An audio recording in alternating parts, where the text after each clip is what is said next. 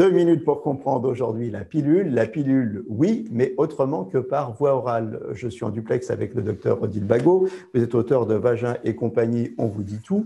Alors, cette pilule, on peut la prendre autrement que par les petits cachets? Exactement, parce que les deux hormones de la pilule, œstrogène et progestérone, vous savez qu'elles agissent au niveau du cerveau pour bloquer l'ovulation. Alors, on peut la prendre par voie orale, ça on le sait, mais il y a d'autres moyens, en fait, d'absorber ces deux hormones.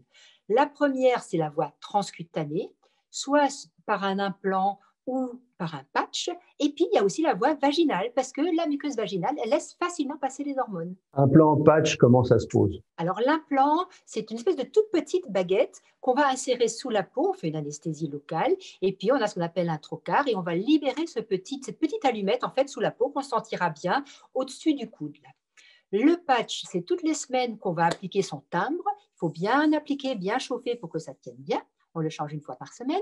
Et l'anneau vaginal, on le plie, on le met dans le vagin. Et maintenant, il y a quand même certains anneaux où il y a un applicateur pour les mettre. Et on les laisse en place pendant 3 semaines. L'implant, là, avec le petit trocard, c'est tous les combien? Alors, c'est tous les 3 ans. C'est un implant qui se change tous les 3 ans, un peu moins pour les femmes qui sont en surpoids. On ne le laisse que 2 ans à ce moment-là. Quid de l'efficacité de toutes ces méthodes? Alors, c'est des méthodes qui sont intéressantes par rapport à la pilule pour les oublieuses en particulier. Donc, on aura une efficacité dans la vie réelle qui sera supérieure. L'implant, c'est quasiment du 200%. L'anneau vaginal et le patch, c'est comme la pilule, mais avec moins de risque d'oubli. Alors, est-ce qu'il y a des contre-indications? Exactement les mêmes qu'avec une pilule qu'on prendrait par voie orale, en tout cas pour l'anneau et le patch qui contiennent des œstrogènes.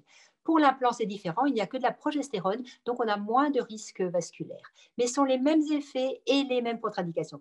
Voilà, un éventail complet de solutions contraceptives. Parlez-en à votre gynécologue.